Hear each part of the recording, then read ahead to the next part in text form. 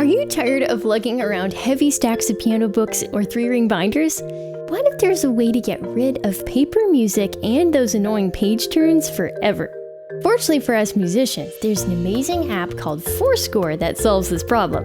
Today, I'm going to show you the basics of adding sheet music to forScore, how to organize and annotate your music, and how to do page turns hands-free. This isn't a sponsored video, it's just I've been using forScore for quite a few years now, and I wanted to help you guys get started using it too. Let's jump right in. What is forScore? Well, it's a sheet music organization app originally introduced in 2010, shortly after the release of the first iPad. It's designed specifically for musicians, so there's a wealth of tools and features that will make importing, organizing, annotating, and sharing your sheet music super simple and streamlined. This video isn't a deep dive into all the features on forScore.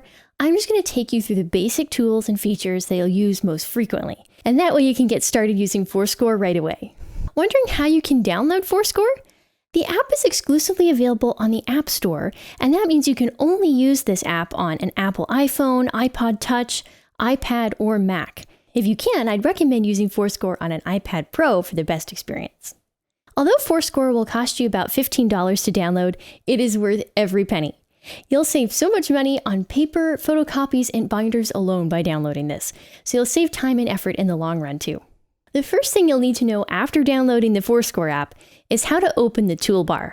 This place is where all the tools are located in the app, but it can be pretty tricky to get it to pop up sometimes.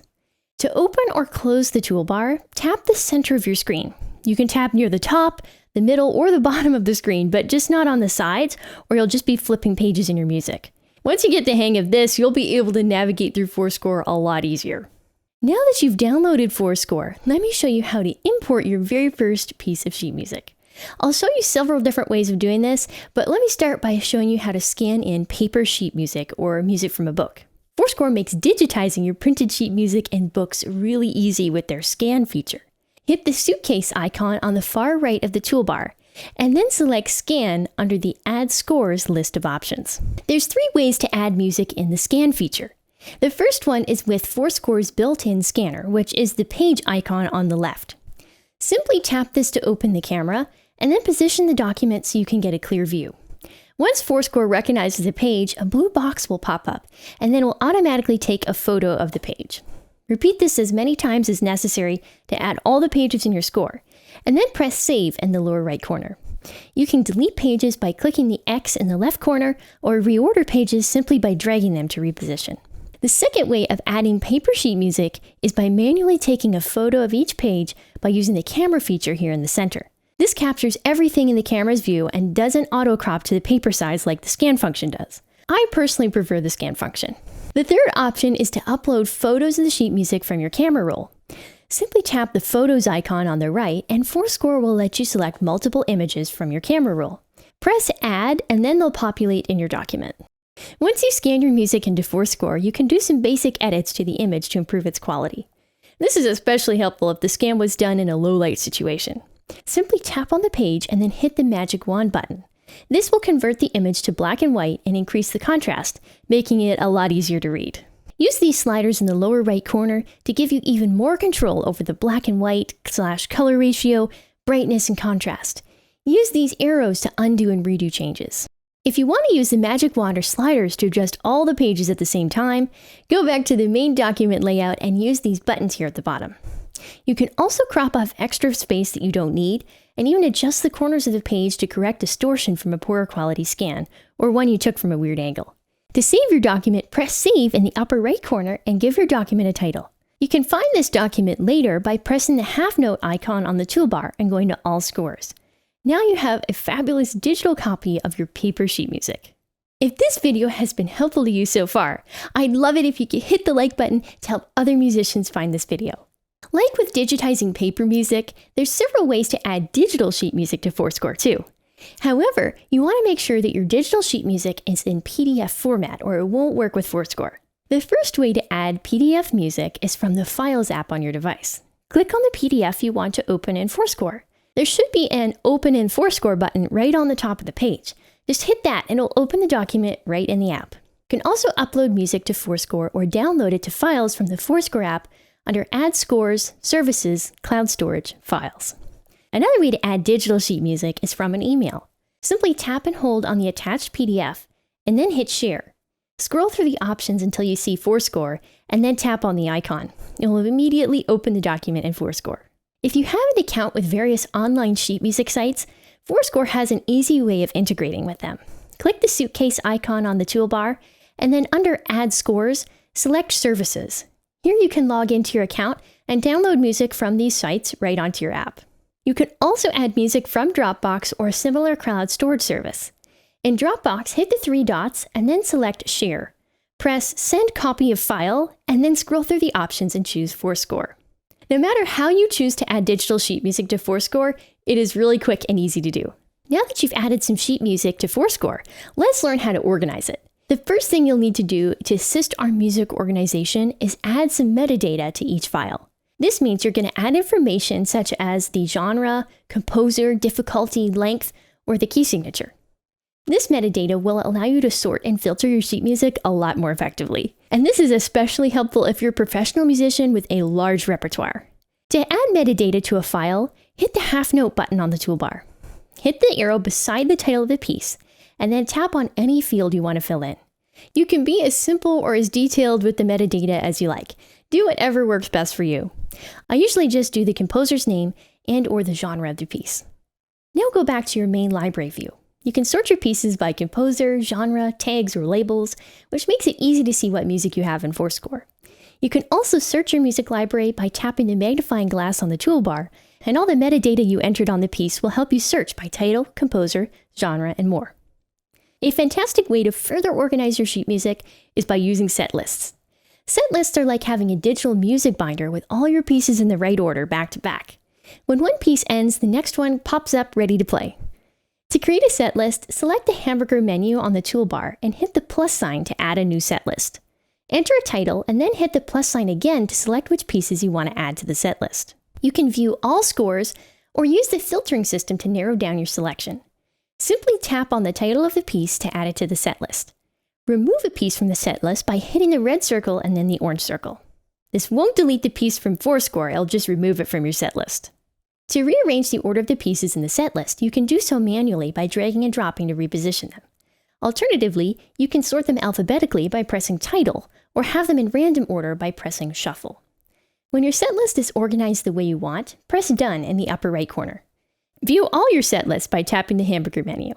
Now that you've spent all this time importing and organizing your sheet music, let's set up automatic backups with iCloud. This way, even if you switch devices or delete and reinstall forScore in the future, you'll still have a backup of all your annotations and files. To set this up, hit the suitcase icon on the toolbar and then select Backups under the More section. You can choose to create a backup, which will only back up the metadata, set lists, annotations, and settings, and not your files. Or you can create an archive, which will back up the info and settings along with your files. Choose whichever one of these works best for you. Based on what you've seen so far, what feature in forScore are you most excited about using? Let me know in the comments. Another fascinating feature with forScore is changing how your music flows on the screen. You can set it up to have half page turns, so you can see the top half of the next page for seamless transitions, or you can set your device to show a two-page spread when you turn your iPad horizontally. To change the page layout, hit the gear icon near the title of the piece on the toolbar. Toggle half page turns on or off by hitting the first button under Options. To turn the two-page spread feature on, turn your device horizontally so it's in landscape orientation, and then tap on the side-by-side page icon under Options. Tap anywhere on the screen to exit this menu. One of the most powerful features in forScore is the ability to mark up your digital sheet music just as though it was on paper. You'll be amazed by the number of tools there are and by how much you can customize these tools to do exactly what you want. To open the Annotations tab, hit this squiggly symbol on the toolbar. You'll notice now that everything on the toolbar has changed, and now there's a bunch of brushes here to choose from. Tap to select whichever pen you like. These are perfect for circling, writing in note names, or anything that you need to write down on your score. To customize one of these pens, simply tap again on the brush to open the brush menu. Here you can tweak the size, color, hue, saturation, brightness, and even the transparency of the brush. You can also create brand new brushes by clicking the plus sign here. To delete a brush, simply open the brush menu and hit the trash can. An even more powerful feature is the amazing stamps that forScore has in these two panels in the upper left corner. The first stamp panel allows you to choose numbers, notes, and musical symbols that you can stamp right onto your score. To use a stamp, select the one that you want and then tap where you want it to go on your sheet music. You can adjust the size, color, and opacity of the stamp with these options on the bottom before you stamp it on. You can even create your own stamp or import custom ones by clicking on the plus sign. To add slurs, phrase marks, and other shapes, click the second stamp panel to explore your options. There's so much here, it's amazing. To erase something that you don't like, whether it's a stamp or a brushstroke, simply hit this eraser button. Then you can even clear the entire page by hitting the trash can. Undo and redo your annotations by hitting these arrows up here. You can even make multiple layers of annotations using the Layers panel in the upper right corner. You can toggle layers on or off to hide annotations on these layers. This is perfect for when you want to perform with a clean score, but you don't want to delete all your annotations. If this isn't cool enough, there's still even more tools to uncover. You can use the text function here to type notes to yourself on the score, and you can use the clone stamp tool to select parts of the score and to cut, paste, or adjust them. There's even a digital ruler you can use in conjunction with the brush tool to draw on a straight line. Whenever you're done annotating your score, simply hit the Done button in the upper right corner. If you make a lot of annotations on your scores like I do, I highly recommend purchasing the Apple Pencil as it integrates seamlessly with forScore and makes the whole process a lot faster and easier. Trust me, it is so worth it. forScore has some fabulous features for the Apple Pencil available under Settings, Annotations, Apple Pencil. You can turn off finger drawing so you don't make accidental marks all over your score. One of my favorite time-saving settings is that you can automatically enter and exit annotation mode whenever you start writing with the pencil by just toggling on these features. One of the main reasons why I use forScore is because I can use my Bluetooth foot pedal to turn the pages of my music without touching the screen. This is a complete game changer for me, as I usually play pieces where it's hard to do smooth page turns without getting behind.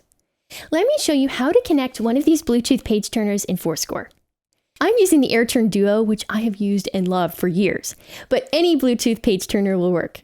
I have an affiliate link to the AirTurn Duo in the video description if you want to check out this awesome device. To start, make sure Bluetooth is turned on and that your pedal is powered on. If you're using the AirTurn Duo, make sure it's in mode 1 or it won't connect to forScore. In the forScore app, go to Settings, Devices, AirTurn, and select your device from the list. It will say connected once it's ready to go. Exit this menu by tapping anywhere outside the dialog box.